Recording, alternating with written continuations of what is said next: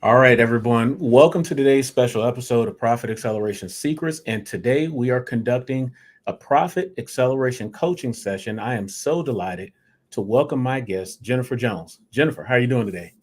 I'm doing wonderful. How are you? I'm good. I'm good. Well, Jennifer, I already said any chance I get to talk to a Florida person, I'm already like I'm missing home right now. I'd rather be hanging out with you face to face than up here in Atlanta. So thank you so much for being on. Thank you. Thank you for the opportunity to be part of this. All right. Well, Jennifer, before we dive in to our conversation today, I would love to just give you a second to introduce yourself, to give us an overview of the business and the work that you do. Okay, my name is Jennifer. I'm the owner of Joyce Educational Services. I provide virtual tutoring for students for grade three through eighth grade or Algebra 1. Um, I also provide mentoring and additional assistance in their academic journeys. So when I say educational services, I focus on math skills, but I do provide homework help, grade check-ins, and things like that throughout the year to ensure their overall academic success. All right. I love it. I love it. You know, I think that is very, very important just in general. I'm curious to ask, do you do it just for the state of Florida, where I went to high school and I know we need people like you down there in the state of Florida? Um, or do you target nationwide, or what's the full reach or scope of the work? I am nationwide. I actually prefer working with students on the West Coast. Not, I don't even want to say prefer. It just works out a lot better. Being a single mom, those later hours work great for me. So I'm able to work until 11, 12 o'clock at night, servicing students on the West Coast, Hawaii, all those areas like that. Awesome. Love it. And then, Jennifer, take us a little bit deeper on just the overall services. I love a pure breakdown. I know we're saying tutoring, but Mhm. I am assuming that you have levels to the work that you're doing. Can you break that down for us? So, of course, so when a student arrives, I normally get an introduction from the parents and they kind of give me a breakdown. It's normally not right, but I do get a breakdown from the parents of where they believe the problem is. What do they feel like? They feel like their child has some areas that they are struggling in, some gaps from learning. Of course, we know COVID has definitely affected our students tremendously. So we see a lot of gaps in those ages or those topics that were covered during COVID. So I typically look at the students, see their grades, see I give them a diagnostic in the beginning, and then I determine if it's a true remediation type tutoring session or if it's going to be a tutoring session which is on grade level, mainly specific.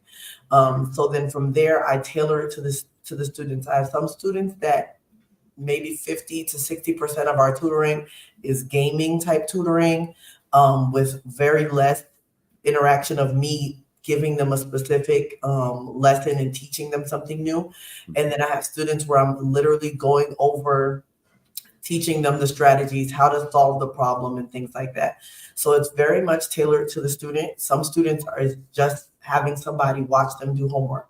So having somebody that checks, is able to check one by one, or they bring their homework and they say, I have a question I'm confused on questions 6 and 10.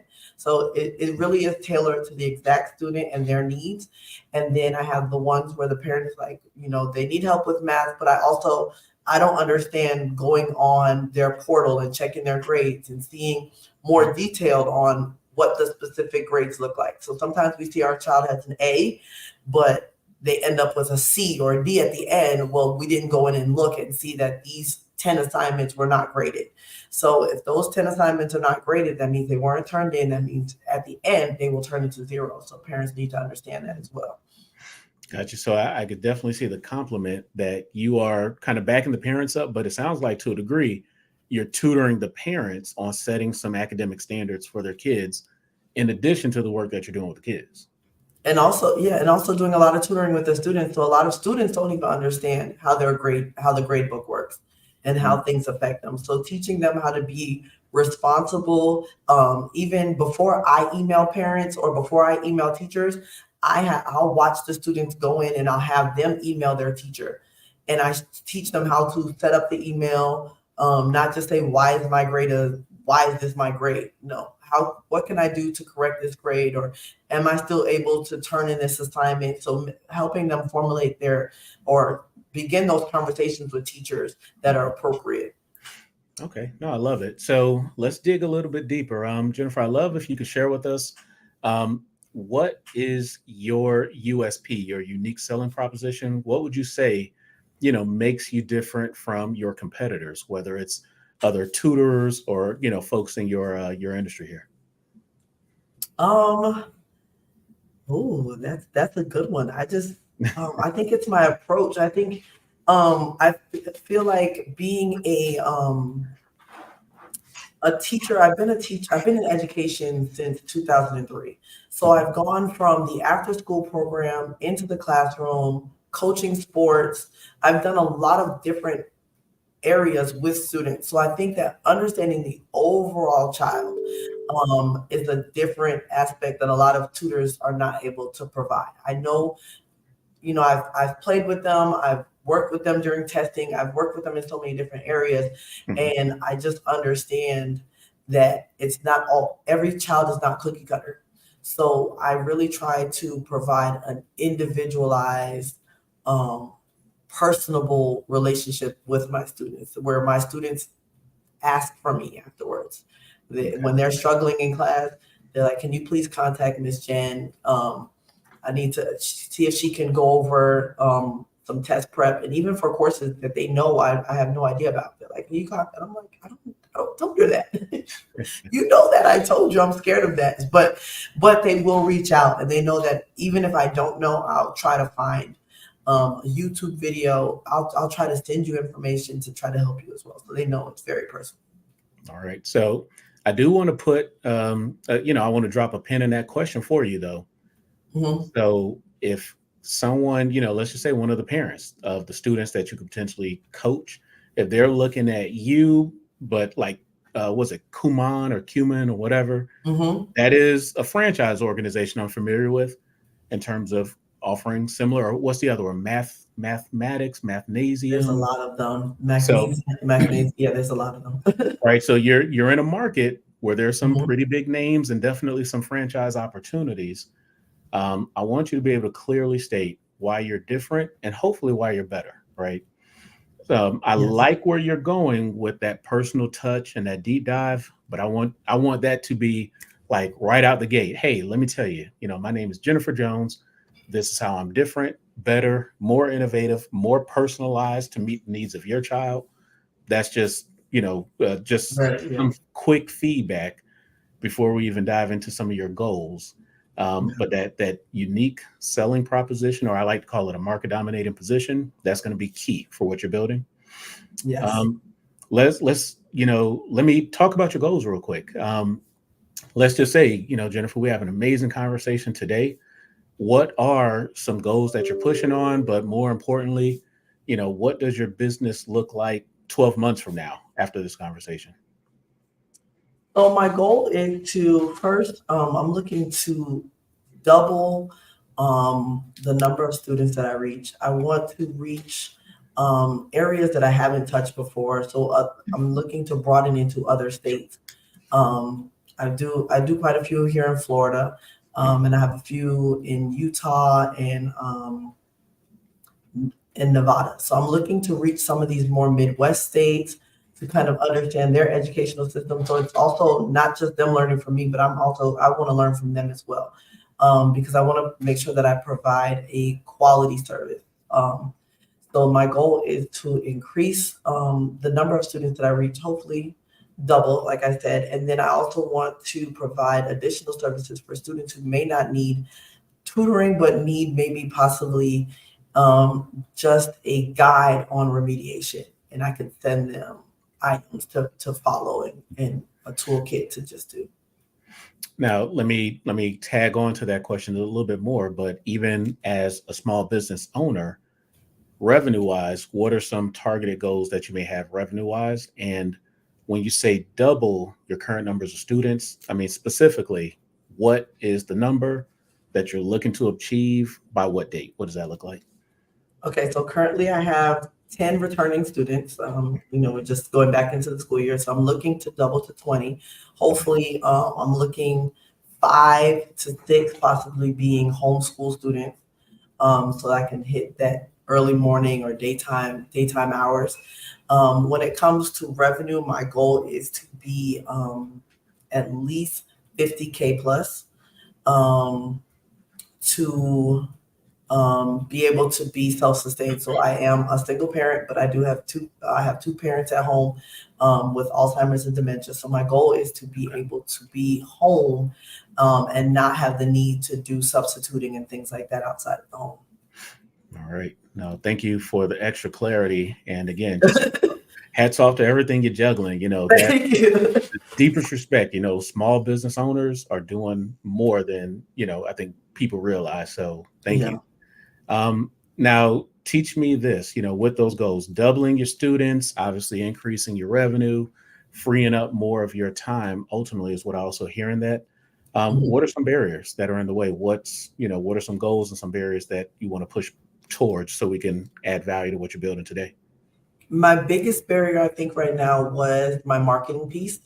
Was really understanding the power of social media, the need for a strong website, and just I was so used to getting my students from word of mouth, from being in the schools, things like that. So now that I'm outside of the school, um, is really building up that marketing on my own on the outside. Okay. Teach me this. So can you describe your perfect customer profile? What does your ideal customer look like? It looks like a parent that's similar to me. I think a parent that understands that we are in 20 places at once.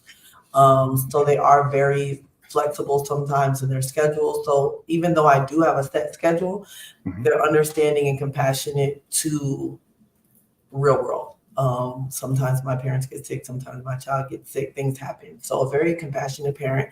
Because I'm also very compassionate with my parents and students. So if you miss a session, I do try to send something for you to work on. So it's not like you just missed out on what you paid for. You're going to get something that your child can do at home, something we can go over. I do flexible. I'll change the date to another time. I'm not one of those people that is so caught up on the funds. I know that there's a lot of tutors or a lot of business owners. I don't want to say just tutors, business owners, where if you miss a session, you pay for that session, you don't get a makeup. Correct. I'm not like that. I'm very flexible. My ideal person is first starting with the parent is a parent that's compassionate and understanding.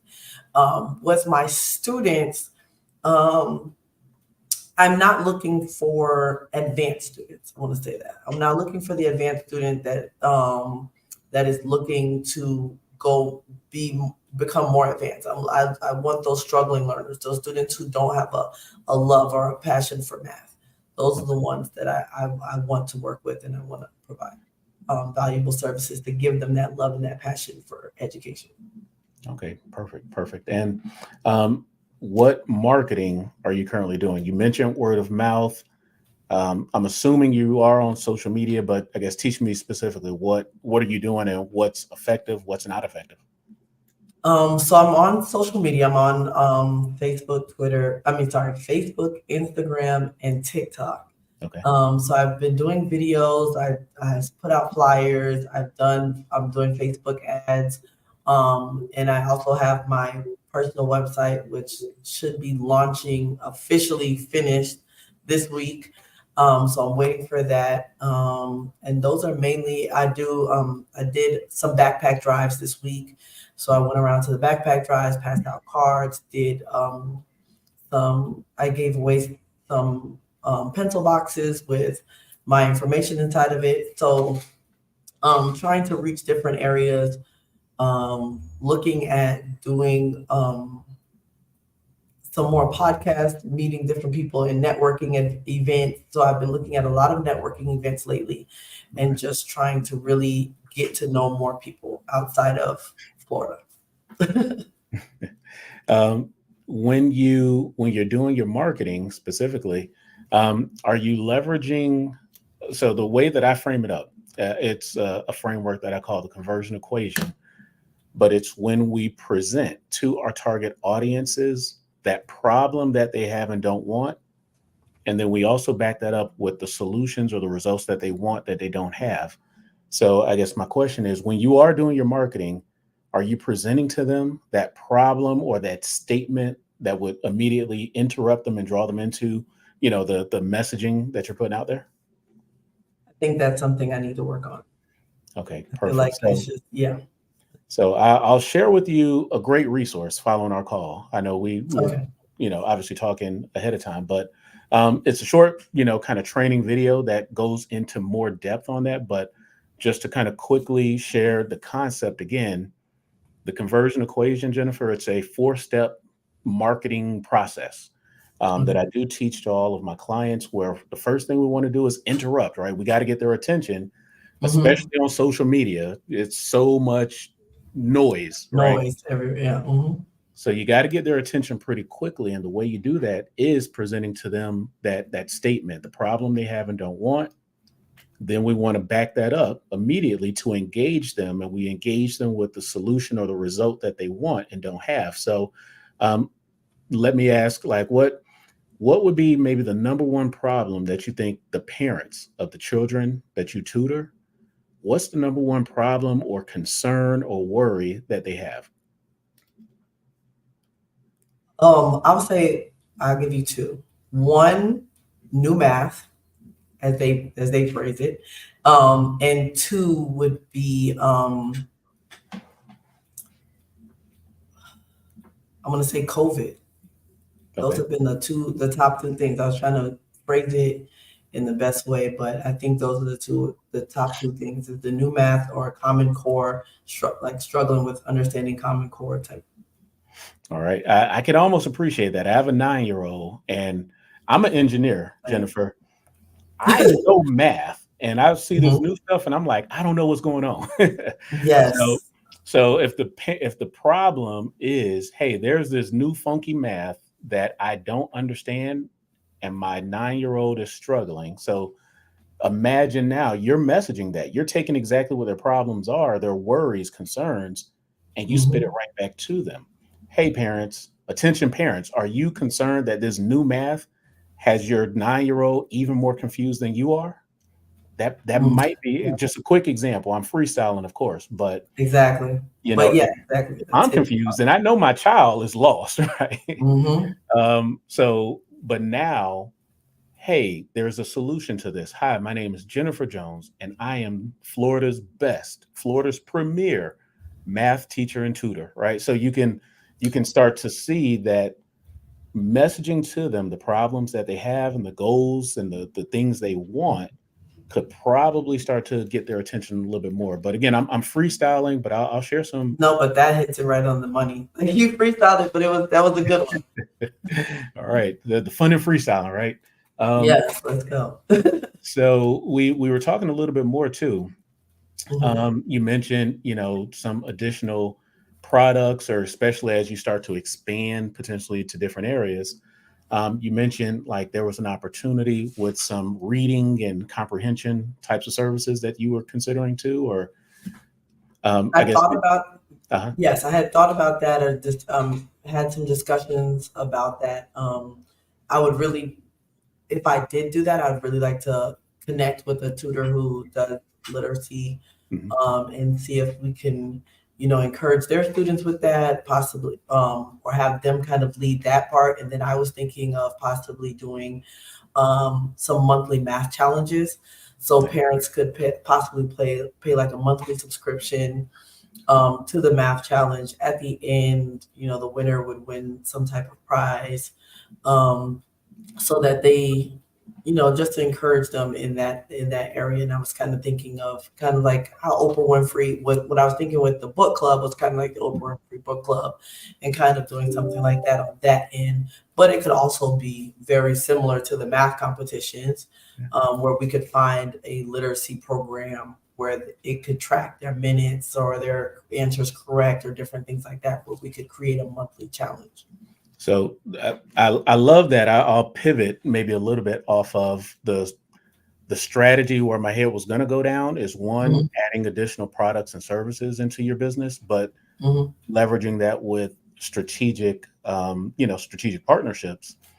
When I was looking at your website just right before our call here, excuse me, right before our call here, I was also wondering if you had a community program built out behind the scenes. And so what you just started describing with the math challenge is a community program, which I think would be fantastic for what you're doing. So even if you're not directly, providing tutor programs to individual Mhm. students, you can still build this online community of Yeah. parents who want the best, math outcomes or just academic outcomes for their kids, and have that residual income, in the form of a monthly membership fee. Yeah. So you don't currently have a membership, but you don't currently have a community, but you Yeah. see the opportunity in building that, correct? Exactly. Yes. All right. And I love that idea because for what you're doing, the other thought I was going to pitch to you, for consideration would be merch, right? To Mhm. have t-shirts and, notebooks and planners that support these students as they're going through the academic process. Obviously branded to your business, Jennifer, but it's something, I'm being geeky. I'm an engineer. So Yeah. something with a pie, pie day every March, right? And Yeah. just something that pushes, maybe it's a t-shirt, maybe it's a folder or a binder, or just positive messages around pie and math and all these other concepts that connect into our daily lives, where you can create some very corny but very marketable, statements and sayings and pictures and graphics off of. I think merch as a part of that community would be a really good fit as well. So you're making additional income on top of building that community. Very good. I like that. All right. And to come back to that other idea, so adding the products and the services. So when you're connecting with your students and you Mhm. see that there's opportunities for them to be better readers, maybe better in a foreign language, even, right? So other things that they just need, that's to where we were going with that, reaching out to other tutors just like yourselves, but they provide those specific services and you all develop that Work together. ecosystem. Absolutely. That would be, I think, an amazing thing. I don't know if that's being done, but you guys can do it and do it in your own vision, and I think have an amazing Mhm. impact. I think it's done. I don't know how often everyone does it, but I Mhm. know for myself, I tutor a student, um, and she was talking to me about possibly tutoring other subjects. She then spoke to me about her um, language arts tutor, and I said, "Oh, are you struggling with her?" She's like, "No, I love her." And then she gave me her information. I now hired her for my son. He Okay. loves her. And then I had somebody else reach out to me and needed a language arts tutor. And I said, well, reach out to her, see if she's Mhm. available, and then it built from there. So I Let hope me, that go ahead. yeah, I'm sorry. I was just going to ask, do you have your mission, vision, and values written out and stated for your business? So they will be going up on the website. They're all written out to be put on the website. Yes. Okay. And so two thoughts. So number one, what's your mission and your values? She thinks I All don't right. remember. Nope, nope, nope, nope. You can stop. I asked that question on purpose because, Yes. again, just from the work that I do every day with business owners, we almost treat, missions and vision and value statements almost like an academic exercise. Hmm. So just right out the gate, Jennifer, go ahead and rewrite your mission and your vision and your values in a way that, again, they should be just very core to who you are. But that was just a test, and that was more probably for the podcast Yeah. than just your And my conversation. my problem is it's like my heart is so big, Yeah. and as you can tell by the way that I speak, I'm very passionate about it. So it becomes a homework task for me because I have to like try to comprise Yeah. everything that I think of or everything that I believe in into a small, quick statement. So it's very hard for me because now it's more when I had my mission the mission statement of the school when I was in school, it was very like, concrete. This is what we're following, this is what we're doing. But my passion and love for it just makes it really hard for me. So I know I need to No, you're in a good place. Trust me. thank you. Because again, that's just a normal response for so many of these conversations I have with business leaders like yourself. Mhm. But yeah, take the time to rewrite it and simplify it. Like, hey, the mission of Joy's Educational Services is that over the next 12 months, whatever's appropriate, 24, 36 months, we are going to change the academic lives of 1,000 students across the US. That's the mission word. Like, just make it just that Yeah. simple.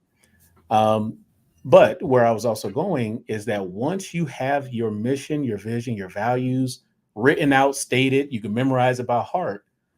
Now, the types of collaborators or partners that I would look for are other tutors with all these other specialties that you don't currently have. And I'm Mhm. going to ask them, hey, Margaret, I see you're a Spanish tutor. I'd love to consider a collaboration where I could bring Spanish in because I have some, Spanish language students. But first, can you share with me your mission, vision, and values? Are you on the same mission that I'm on? Yeah. Because if you are, then we need to talk. Mhm. Now, if you're on a totally separate mission, great. Let me know what I can do to support you. But maybe we're not the right fit for a collaboration. Exactly. So that's just my encouragement is look for the different programs, services, academic needs that your students may have before, during, or after they collaborate with you. Mhm. But then when you're reaching out to potential partners, I want you to ask them that same question. Hey, Jarvis, what are your mission, your vision, and your values? Okay, wow, that does align with what I have. We're on a very similar journey. We should probably consider walking together on this journey. That's a great fit for alignment when you do it that way. Mhm.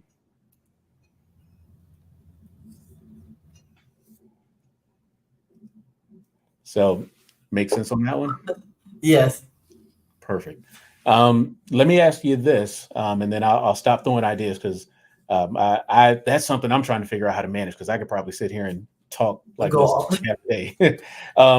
So when you have a student that you're working with, what kind of defines the end of that tutoring relationship? What does that look like, or on average, like how long does a student or a parent continue to work with you? Typically until they go to geometry. So I typically work with my students anywhere from third grade all the way through ninth grade or Okay. 10th grade year, depending on how their acceleration. So I have a few, most of them that started with me around fourth or fifth grade will enter geometry in ninth grade. Because my goal is to get them from below grade level or on grade level to above grade level so that they can get onto that accelerated path. Um, so once they get to geometry, they typically at that point move on. Okay, perfect.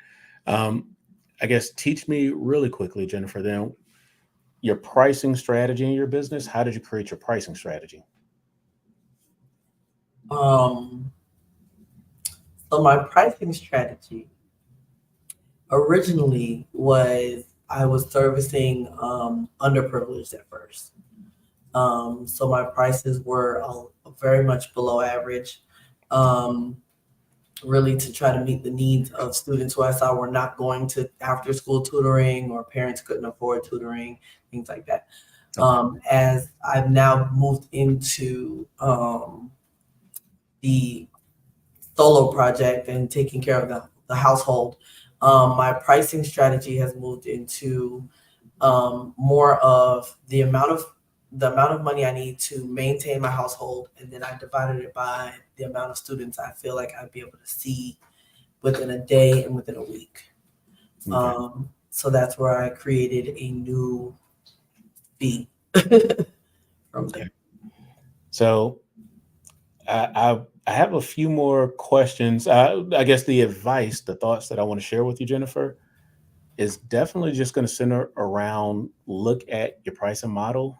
Because again, our pre-conversation, I know you're out there busting it, you're doing some great work, but I also need you to make more money as a part of your Yes. business. One, because you got lifestyle, responsibilities to Mhm. manage. But we also, with what you're building, I want you to have that ability to grow and expand and continue serving more. But you need a strong margin to do that business wise. Mhm. Um, what I want to pitch to you, so that's just the quick takeaway. Just to keep the thought high level, given some of the things we talked about before we started recording. But a strategy I want you to consider is corporate sponsorships. Have you ever thought about Okay. that? No, I have not. All right. So because of the space that you're in, you're obviously going to be connecting with families all over the country as you continue to get your marketing up and that exposure that you're building. Um, Especially definitely now going back to the thought earlier around building a community. So let's just say, 6 months from now, you have a community of 200, families, moms, dads, students, and you guys are just connecting. Even if they're not your immediate tutoring students, they might still want to plug into that community just for support, right? Mhm. Now if you reach out, and I'm just throwing an example, but someone like Staples, who's in the business of providing pens and papers, etc., for normal people. If you reach out to them and say, hey, Staples, here's a great opportunity where we can promote you all as a business to my community of moms and dads and students. And in return, what I like is, maybe it's a $10,000 a year sponsorship. So now your business, Joy's Educational Services, is sponsored by Staples and Apple or HP, right? All these things, these products that your students need, you can get some sponsorships, or if not direct sponsorships, get some affiliate partnerships. So Okay. now for all of the parents of your students, hey, little Timmy needs, a notebook and some pens. Here's my online workspace, or my online shopping cart where you can go into staples.com and order everything they need, and you get a little bit of residual income based off of that as well. That's awesome. Yeah, that makes sense. And even the online programs that I utilize in my tutoring services, reaching out to them as well. There you go. So yeah, develop those partnerships, but I love the sponsorship idea Mhm. as it connects with the possibility of building a community. Yeah. And let's just say, I mean, we're right now we're in back to school season, but by next summer when schools start letting out again, what Mhm. if like every year you brought all the folks in your community together? You're close to Daytona Beach. Y'all have a summer break party on Daytona Beach, Yeah. and that is sponsored by Walmart. It's sponsored by Staples, etc. Right? Hmm. They're going to flip the cost because you're going to bring 500 family members to Daytona, have a good time that's safe, and it represents the brand and the business, Jennifer, that you're Exactly. building. And but that could be $100,000 sponsorship agreement right there. Yes. So just different things to play around with. But let me stop talking and just ask, with so much of what we just talked about, any ideas that you're like, all right, that one works. I like that. I think I'm going to try to push this one forward. So what we just spoke about, I like the partnerships. I was thinking, Khan Academy, even not some of the larger ones, but the ones that I use on a consistent basis, and they can see, the like I promote them, so might as well see what they can kick back as well, and to help with the students, and some of these that are higher costing memberships. Um, Also, the partnerships, making connections. Like I told you, I'm working a lot on networking. So networking with other tutors who are in our tutoring areas that I don't tutor. So that we can work with the same students. We can provide I can provide more opportunities for their students. They can provide opportunities for my students, or we could collaborate and do possibly some podcasts or some videos or anything that would help the community as well. Um, I think we talked about so much. Also looking, I said I'm going to work on my mission, my vision, and my values. I'm going to have that set, concrete, and like you said, something that is near and dear to my heart, so that it's not something that I have to remember or that I feel like it's a task. And I think last, what was that? Oh, there was one more. I can't wait to watch this video again. See, I told you that's why I gotta I'm like, all right, Jarvis, don't overwhelm, but Yeah. But it's a no, lot, but it's necessary because nobody teaches us these things when we enter when we decide to venture off and become entrepreneurs. My parents were entrepreneurs and I just worked for them. I just did what they told me to do. So, and they learned on their own because they always worked for somebody. And, you know, when they decided to open up their company, they learned a lot on their own. So then, you know, we made our mistakes and I've made mistakes and, you know, I've undervalued myself. I feel like I've had plenty of people tell me I've undervalued myself and the services that I provide. So, but I also, you know, you don't want to lose that kid. You know, you build especially when you build a relationship with them when you've had them for 1 or 2 years, and then you're like, well, you know, gas went up, but it also went up for them. So you know, you have, you know, it makes it hard, but you have to value yourself and you have to be able to pay your bills at the end of the day. Or if I'm going to take that break with that kid, that means I have to understand on my end, that means I have to pick up 2 more. So you're going to have less freedom on your side. So, well, and that's where, you know, one, again, I respect everything that you're doing personally, because thank you. education in this country is just, you know, it's at all-time high. You know, with my teacher, my mom is a teacher, my grandmother's a teacher, my wife used to be a teacher before she got her so teaching is just a normal part of my family, and I understand the stress and struggles, but the other side of it is the plight of a business owner and entrepreneur. You know, my goal when I created this platform here, Jennifer, was I want to have the conversations that you're not going to find in an entrepreneur book, right? And unfortunately, the books teach one thing, but real life living it, it's a different experience. So, Exactly. so Just you like know, college. right. Now, Jennifer, again, hats off to everything that you're doing, everything that you're building. Thank you so much. Before I let you go, please take a moment to share with our audience, where can they go to learn more about you or to follow you and Joy's Educational Services, and then we'll sign off. So you can find out more about me on joyceeducationalservices.org, Joyce Educational Services LLC on Facebook, Instagram, Joyce Educational Services, and on Twitter. Oh, sorry, I keep saying Twitter, TikTok. I'm so not a Twitter person. I'm sorry. I know for all the Twitter and what's the new one? Tagged fans. I just I'm not a quick blurb, as you guys can see, but yes, I'm available on all platforms, or email joyceeducationalservices@gmail.com.